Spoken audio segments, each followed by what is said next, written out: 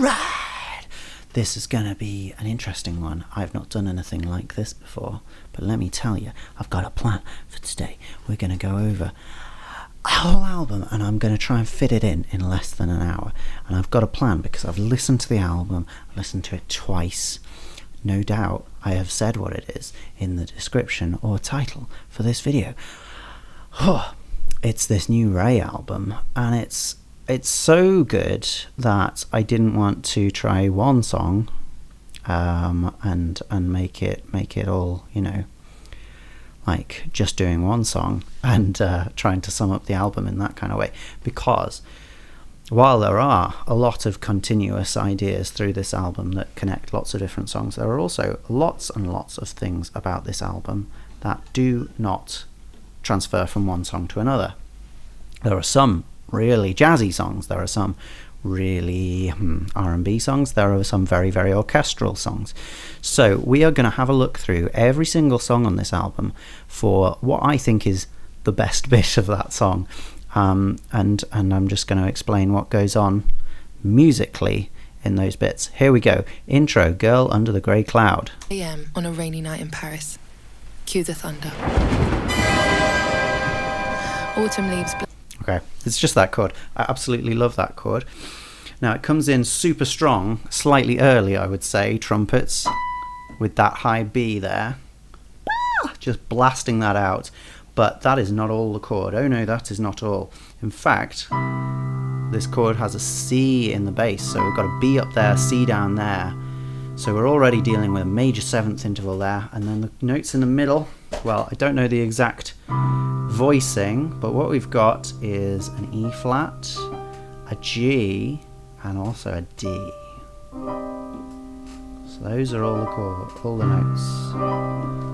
the notes together. Beautiful orchestral texture, isn't it? And it's got all these notes in. That makes a C minor 9 with a major 7. Now a C minor with a major 7, that's a rare chord as is. We've got an extra note in there,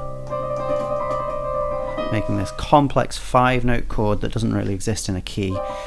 Beautiful, beautiful beginning to an album. Very, very powerful. After this very soft spoken intro, we get some thunder. Admittedly, not the most clear, beautifully field recorded thunder, but we do get a big old orchestral chord, so that's fantastic. Okay, that's that one done. Okay, all right. I Will Overcome is great, really, really great song, but we're not going to cover that in the main.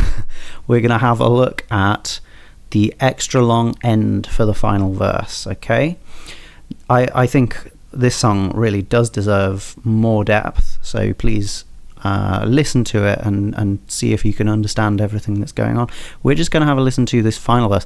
The point of this is that it is longer, it is much more drawn out than for the other verses. Maybe I've lost count. My battery died, so I'm not sure if I turn left or turn right. As my eyes gather tears, it's as if it was staged. How the night skies above start to thunder and... Yeah, so this part so far, this is the normal part of the verse, which has a C minor chord. So following on from the previous song quite nicely there harmonically. And we've got this little harmonic melodic figure here as well, which is going through the chords. There's that G minor. Did we step down for that? I can't remember. And then an F minor, G major, sorry, F minor comes after that. Back to C minor, but now with an E flat in the bass. It's a cool progression by itself, but then this next part is the interesting bit. Rain like a Hollywood movie, with some sad exceptions, no lover to kiss or promised happy endings. Yeah, so what we've got there is a D major, still keeping that, an A flat. Now, whether that G flat is in there, I don't know, but we definitely get that, and then we're back to our G major. So it was D major, A flat major, kind of, and G major. Okay, the D, if we're in C major, C minor, then that's our 1 chord. Then we get our 5 chord, our 4 chord, our 1 chord again. That's all beautiful classic harmony. Then the major 2 chord, chromatically altered supertonic chord. And then the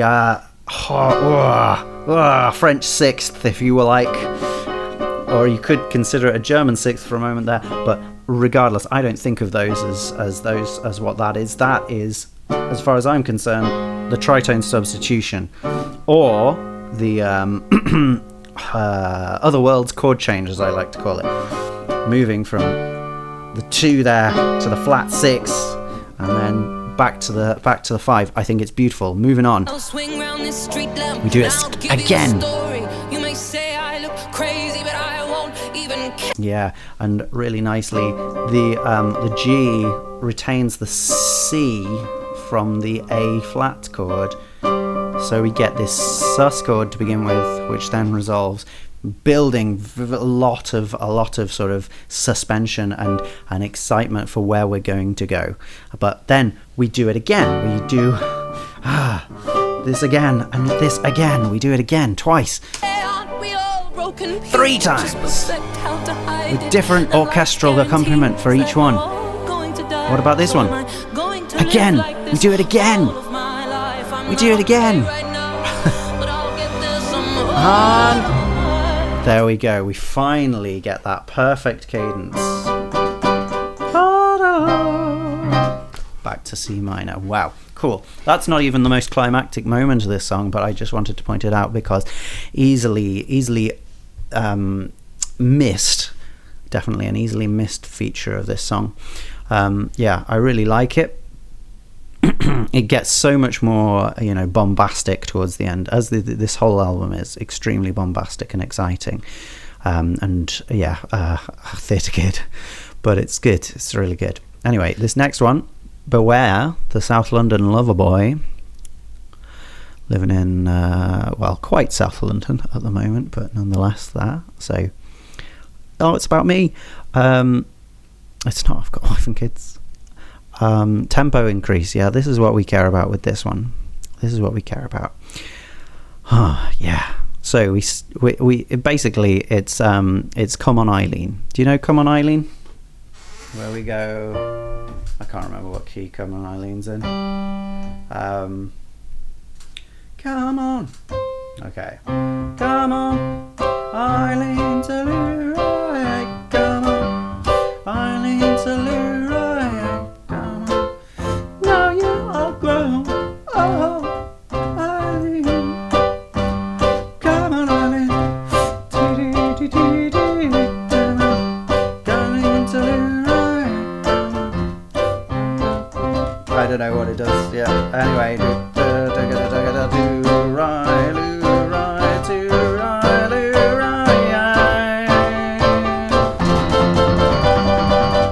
The point is, it builds up like that, doesn't it?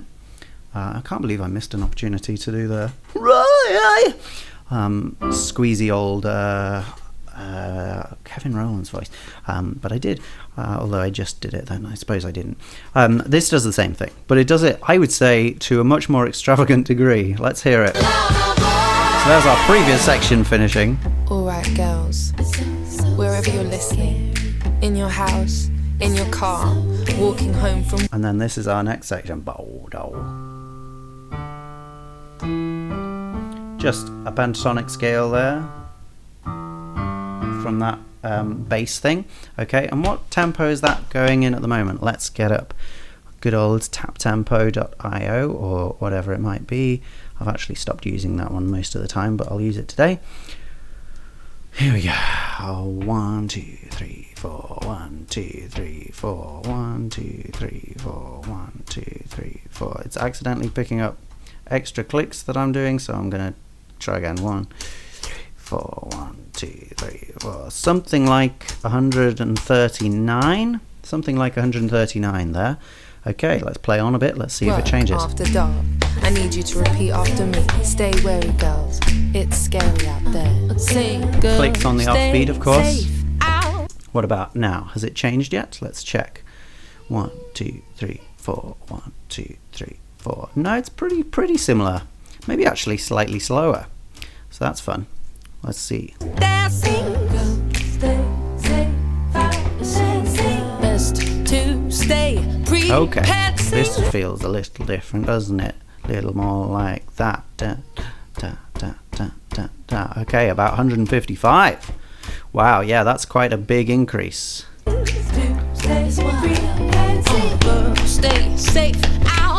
Okay, what's it now?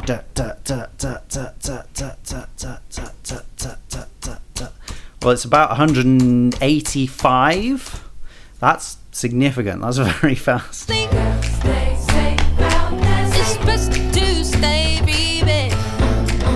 At this point, I would try and slow that down to half speed. And if it's half speed, it's about 98. Okay?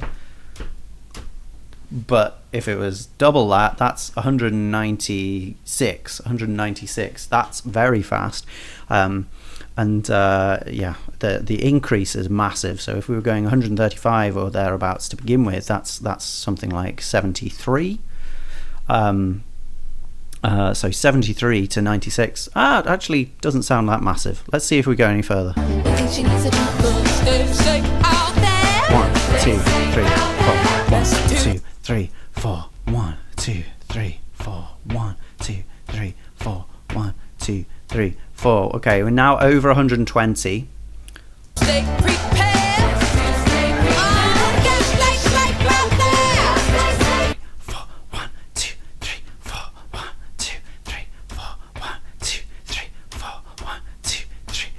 That's about 133. Sorry, that must be awful audio.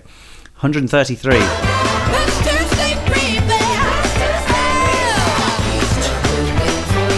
2, 3, 4. 1, 2. Okay, we seem to have stabilized more or less at 133, something like that. Maybe. Although, whatever happens there seems a little more complicated than that. But anyway, that's an interesting thing. That's basically a doubling in tempo.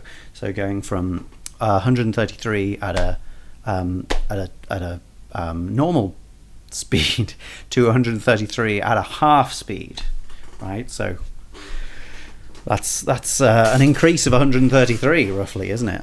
Which is a massive increase in tempo. Yeah, crazy stuff. Really fun. Very fun.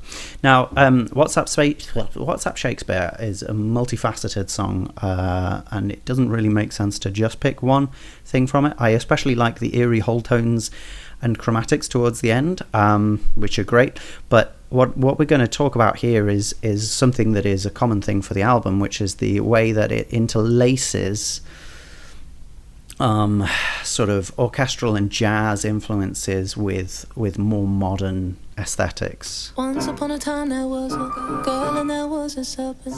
Oh, and her name was Eve, and she took a bite from the apple. And the story ain't this dissimilar. Many moons later, she'd be deceived by a very own traitor, and he wouldn't even my type on paper. So I mean, it's sort of exemplified by this piano thing. Where are we? Quite low.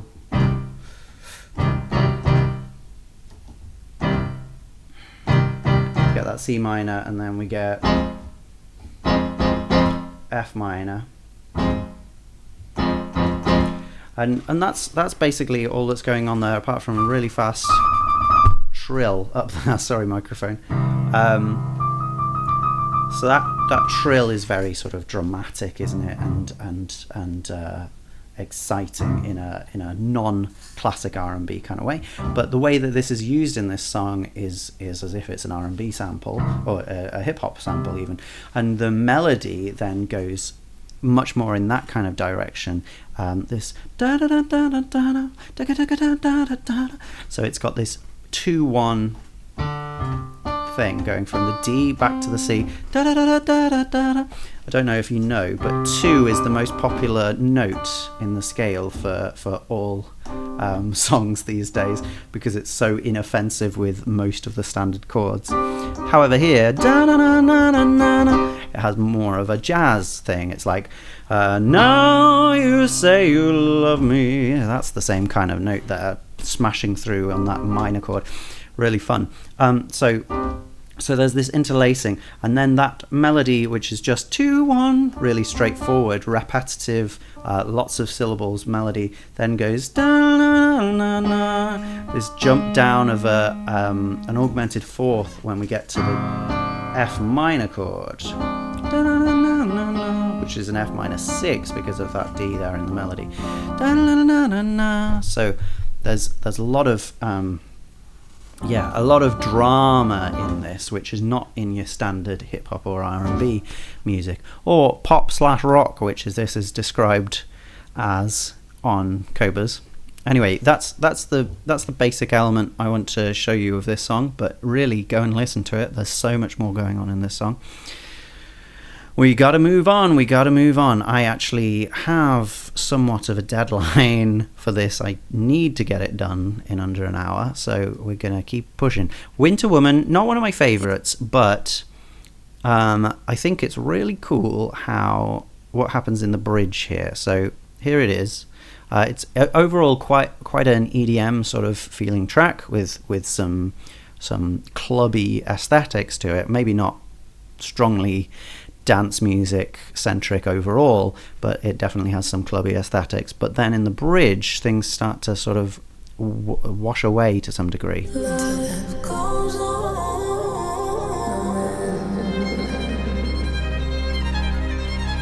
And we get this juxtaposition of the spacey acoustic with these affected vocals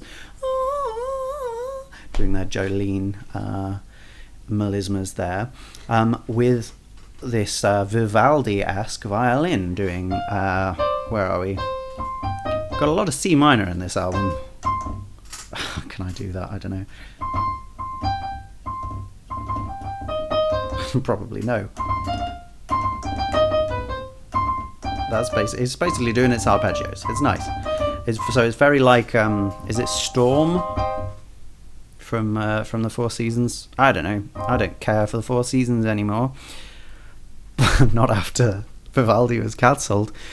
But I really do. Yeah, I like how it works here. It's a really big textural shift, and it also sits in quite a different place in the mix compared to everything else. And we keep switching between the vocal and the violin, and it's a really, really lovely effect. So that's that one. Great stuff. Click Clack Symphony, Lumberjack. I think that this is kind of funny because Hans Zimmer is featured on this one, and therefore presumably had something to do with the orchestral arranging. But there's orchestral arranging on loads of the album that he's not associated with. And I would say the stuff here, it sounds big, but it doesn't actually sound very interesting. Apart from this ending, which I'm not going to show you, which is where we get some cool string stuff. But before that, we get a really cool modal interplay. And we do get some more of those going on as well, but this is where I wanted to show you. Yeah, and in fact, actually, just before that, I think. So we've got kind of C minor, B flats, and then so just changing that, so we get the C minor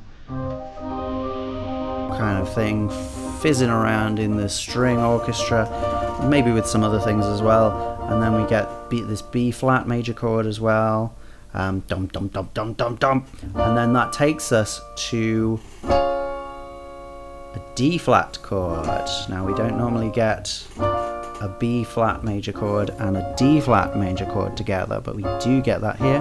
So we get this change from the D here to D flats. Can you hear that? So it's this modal interplay, this modal change there, and that carries on.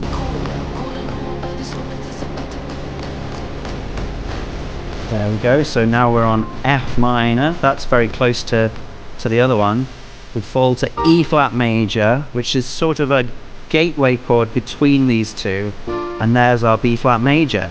And after the B flat major, we come back to the D flat major. Okay, so we have this interplay between the D flats on one side and the D naturals on the other side. It's a really beautiful, strong, powerful, filmic chord sequence, but I don't imagine Hans Zimmer was brought in to write that chord sequence. If so, he's being given more money than he deserves, because anyone can do that. That's really easy. But yeah, it still sounds very powerful, doesn't it? Good stuff. Well done, Hans. Okay. Yeah, I Know You're Hurting is an amazing song, and there's loads I could talk about in here, but we're just going to talk about the middle section, 312 to 335, because what we've got here is some crazy vulnerable stuff. This is a song of big textural shifts. We have huge bits and we have very, very sensitive bits as well. And this is a big come down from the previous section to just piano and vocals, and they sound much smaller. And then I know you're hurting, so soft. And then so this is all really, really restrained. Ooh, and even on these deep down there, I can't do it, but it's so inside and controlled and slightly scratchy. And then I know if you need 2 more arms to hold these burdens, it's just this huge increase. Oh! Yeah, really lovely stuff all the way. Yeah, and I think later on in the song we get a really big melisma in a similar kind of place, and it goes a lot higher and is more exciting, but it's more the change here from the softness. This is the softest this song goes to that big sound. Great, really fun, really powerful.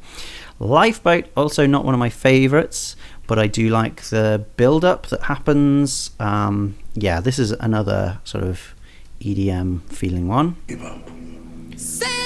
What is also good about this is we have sort of audio clips of people saying "I won't give up" all the way through, which is quite powerful. But I couldn't play that really, and they are to some degree in this section as well. I'm not giving up yet. Yeah, I'm not giving up yet. I'm not giving up yet. So nothing much to report on what's actually going on in the background there, except that we've come from one of these open spaces to semiquavers pushing us forwards, and yeah, exciting bright synths, and then just these voices peeping in and out all across the stereo spectrum. I'm not giving up yet. With RAYE pushing the voice. I'm not giving up yet.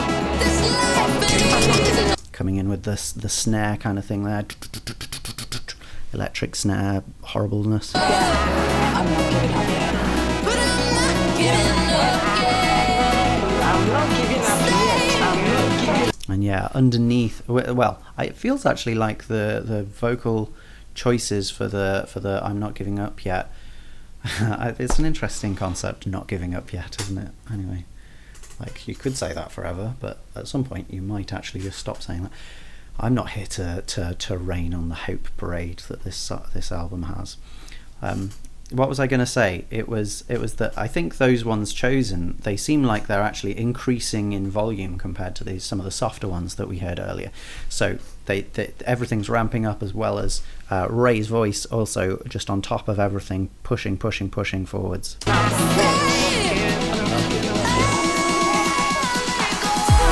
Yeah. Nice little bit at the end there as well. Cool. I Hate the Way I Look Today is another massive jazz tune. I mean, just wholly from top to bottom, this is old-fashioned jazz, and we have loads of different sections to it, which sort of showcase different styles of jazz. This song is called I Hate the Way I Look Today. I hate the way So we get that kind of up-tempo I thing look today. at the beginning. I'm more interested, in fact, in a different up-tempo bit where we get sax stabs, staccato chords from the saxes. Places, my look so plain, my look so basic. I wonder why I'm so miserable with all my airs and disgraces. So Yeah, and then this last bit as well. Yeah, that big old chord built there. Oh, go on, I'll work it out. But yeah, how the sax stabs, they start being in expected places. So it's one,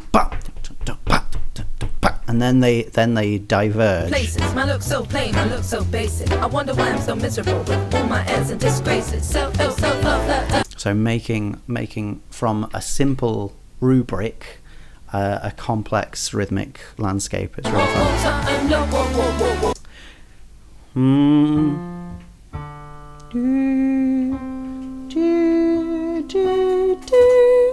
Okay, so far we've got a D13. Yeah, that's all it is.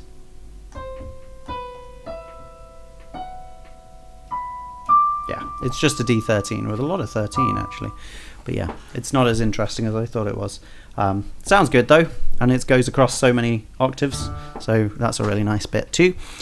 Okay, Goodbye Henry. Yeah,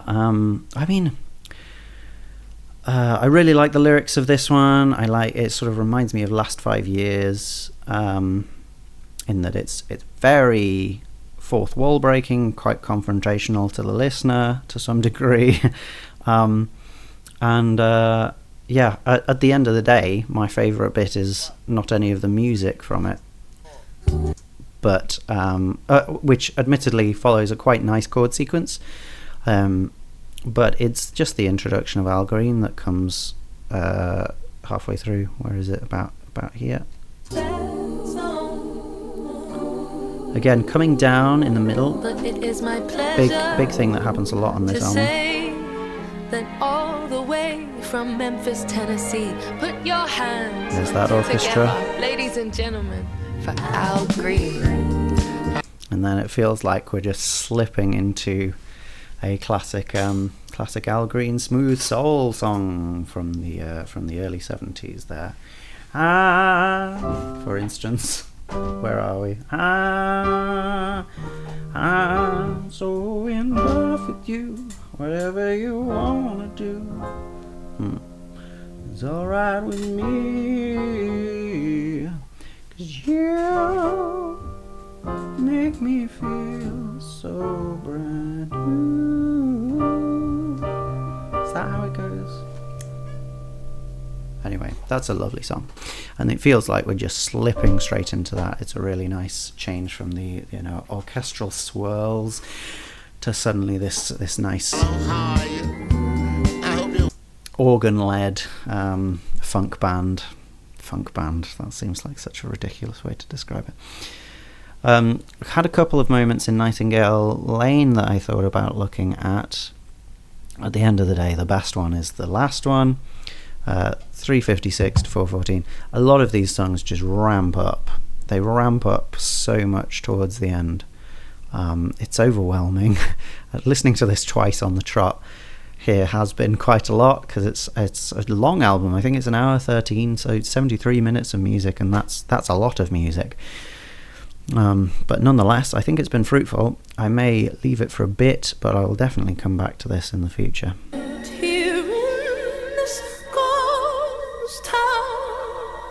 Yeah, so this needs a bit of context. Sorry, let's go a little bit earlier. So it's the pre-chorus really here. It's building up.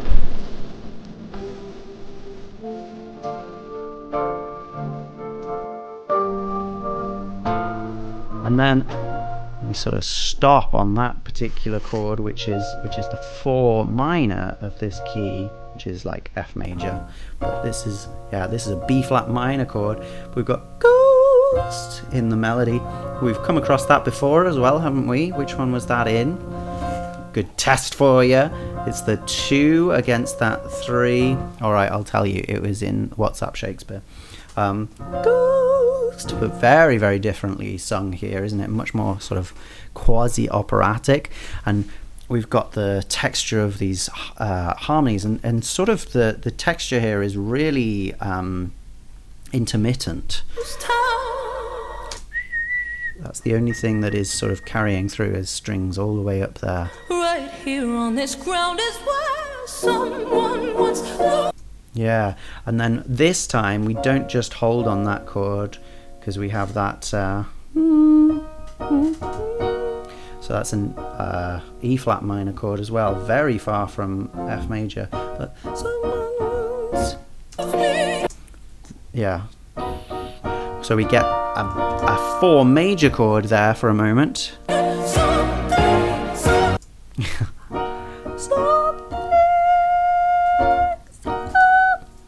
Change of chords on each of those.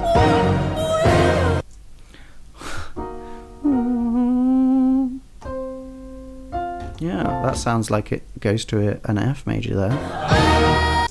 Yeah, before. Oh no! Ah, I've done it wrong. Okay. We were actually in B flat major in this section, so never mind. I don't know what I'm talking about. Maybe it is a modulation actually, because let's just check the beginning of this song. This is a song about the greatest heartbreak I've ever known. Come on. This song is called Nightingale Lane. Don't get me copyrighted for speech. Yeah, okay. So we do start very much on the F, admittedly, with this sort of mixolydian harmony. And then we do get that. Then we have this moment where we get this kind of thing. Sort of classic jazz, 2s and 5s. And then it stops here. But this last time then we get a sort of modulation, this kind of thing happening, and then we move to the B flat in grand old fashion. Yeah, really, really nice. And most importantly, we slow down. So we were having this constant rhythm up to this point, but then we're going da da da.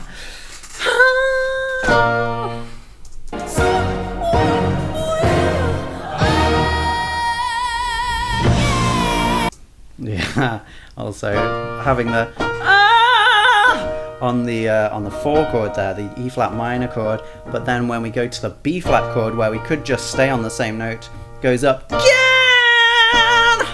That's lovely. That's a lovely thing to do. Really fun. Okay, we're doing well on time actually. I'm quite happy with this. I'm not going to do this much effort most weeks, but it seems to be working so far. Skin and Bones has some good things about it. The final section, because of the polyphony, is what I've written down here.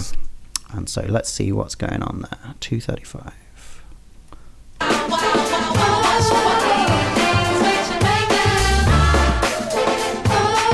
Yeah, so we've got this quite interesting beat going on. Boom, bap, bap, something like that. Let's hear it one more time.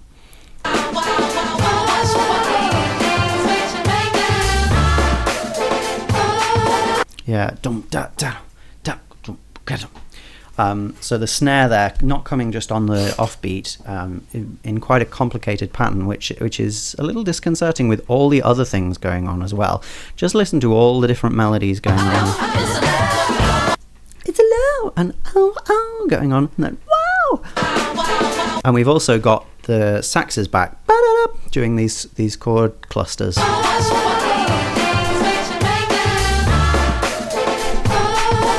And then we get occasional pockets where there's just a few, and then they all thicken in again. It's very kaleidoscopic.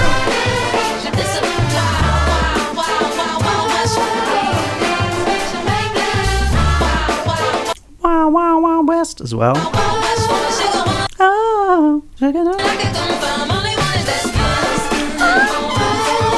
And there's the sax solo, trumpet solo that's just come in as well.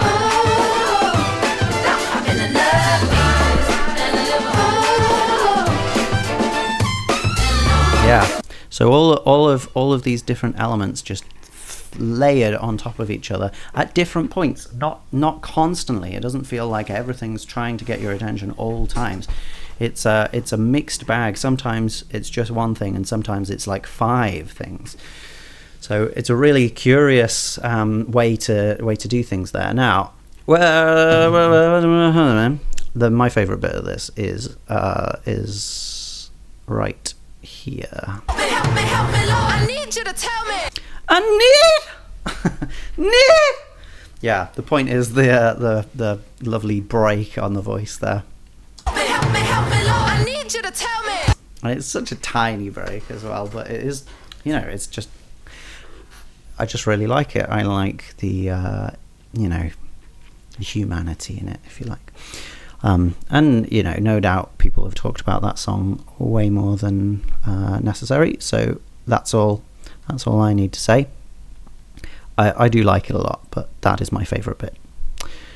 And yeah, Fields made me cry. It's the line of "When I die, who will sing my songs?" is yeah. I mean, don't we all feel like that? Isn't that something everyone thinks about? Yes, but what I really like about this is when it all cuts away at the end, and we get vocal harmonies, and we get the granddad. For music is medicine. So these are relatively simple chords, but they're layered. Where are we? We're here.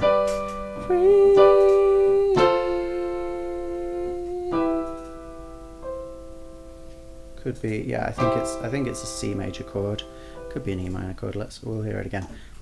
G, F, and then C major, but with that at the top. Okay. Right from the soul. I wanna be. All these different little bits of melody again layered over the top. So a modern feature of melody is shortness, brevity, simplicity.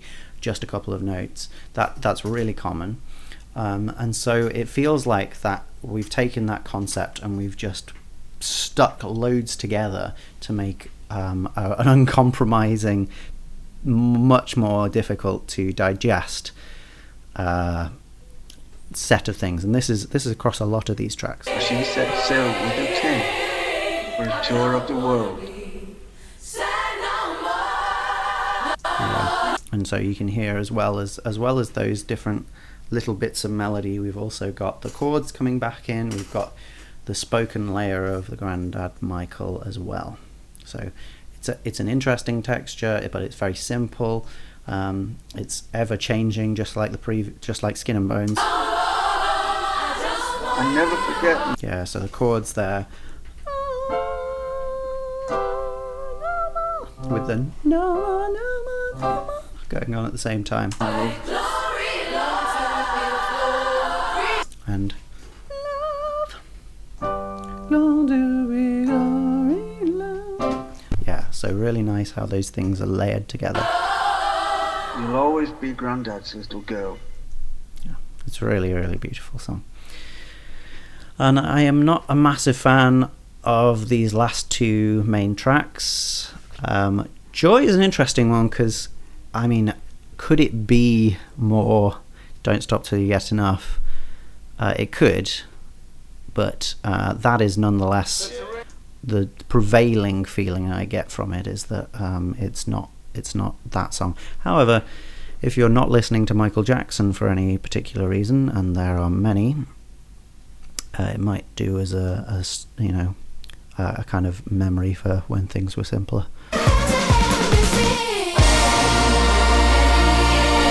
Again, here we've got just melodies. To be honest, they're not so much layered here as just following one on from the next. It's a really interesting thing, but this particular melody is really fun and goes over an octave's range. And then we have the saxophone stuff going on at the same time as I declare I am someone. Yeah, so you're starting to get some idea of the similarities on this album, but there's a lot I haven't gone into here as well, so please do go and listen.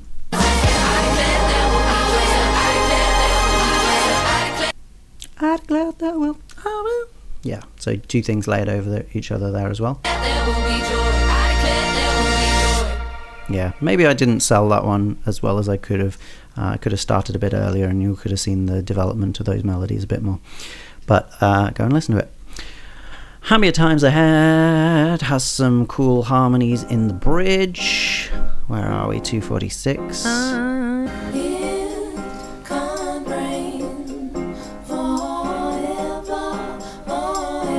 So this is pretty straightforward, and the harmony overall is basically A flat major 7,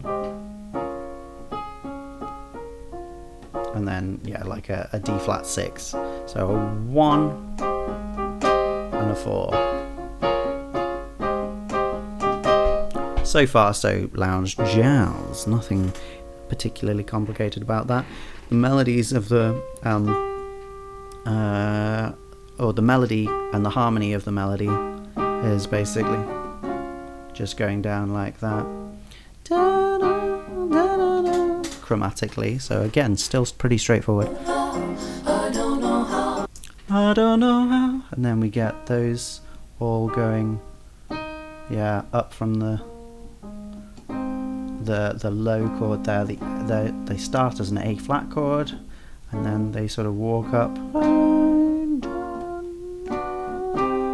Not quite chromatically. I think they take a step first, most of them, a whole step, and then they go up chromatically from there.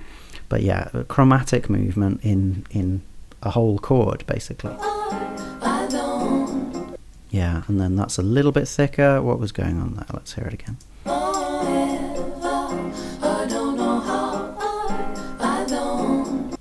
It's not really.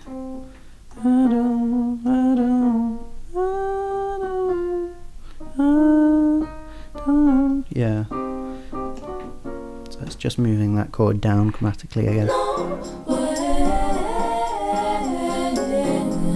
And this is the most interesting part, because we go down to 2 voices from 3.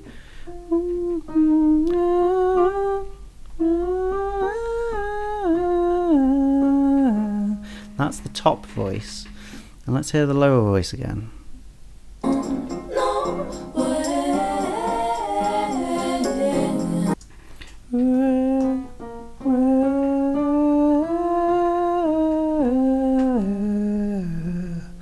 So a lot of the time they're in fourths, which is a really kind of strange. It feels a little robotic.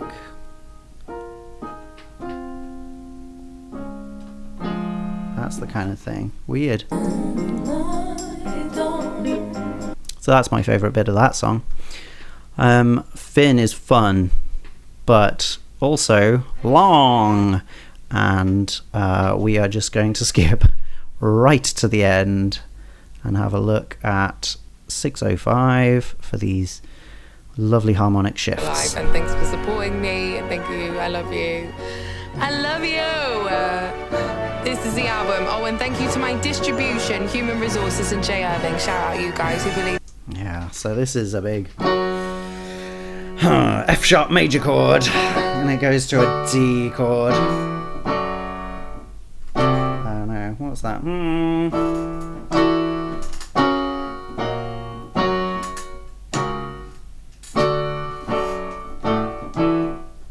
So these chords can't really exist together. They are known by me and occasional other people as a tertiary shift, because we're going down 3 notes, 1, 2, 3, and moving the whole chord with it. And they're very filmic again, very powerful. They're also used in Megalomania by Muse, if you're interested. It's actually the same. I think it's the same key, yeah.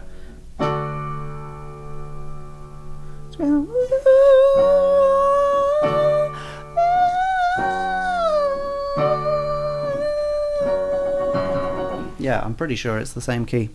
That's fun. To me, when literally no one else would take my first album, so thank you for taking it and making a second one with me. I love you guys. Yeah, and then it has this really high from the trumpets, and then from the harp, bam, finishing from the lower stuff. Yeah, so what I haven't really talked about here is how exciting the orchestral arrangements are. They are really, really exciting, really well done. A lot of them are quite extravagant, especially in that last part, but also, I mean, yeah, there are various songs throughout, and it's not just the orchestral arrangements, but also the jazz ensemble arrangements, and you know, the other things that like, there are so many different textures. There are EDM textures, there are orchestral textures, there are jazz textures, there are just like straightforward band textures. You know, Fields has mainly just like a guitar and some drums and a bit of bass on it, other than the prevailing things, which are vocal harmonies. I think there's no song that doesn't have vocal harmonies on, but I might be wrong about that. Certainly almost every song has vocal harmonies, or maybe Finn doesn't, and maybe Intro doesn't, but yeah, otherwise they're very, very common. Structure wise, there's not that much unusual structure on this album. I would say the first sort of well, I Will Overcome, Beware and What's Up Shakespeare have the most unusual structure to them, with I Hate the Way I Look Today sort of joining them as well. But broadly, we sort of go for a couple of verses, something in the middle. That can be quite wild, and then we bring back something similar towards the end. And there's nothing wrong with that. That's just like a classic way of writing songs, so nothing wrong with that at all. Sometimes we get 3 verses, sometimes we get more. The melodies are extravagant, but often quite key dependent. There's very little that goes outside of the key of whatever particular section it is, and the harmonies are also very extravagant, but very based in classic patterns. So, you know, like those jazz patterns, 2-5-1 and things like that. Those come up a lot. There are some really cool moments. There are some different kind of approaches, and the tertiary shifts and other things are more unusual, but still there's nothing harmonically or melodically that would make you go, what in the world is that, apart from maybe a little bit of harmony in Beware of the South London Loverboy,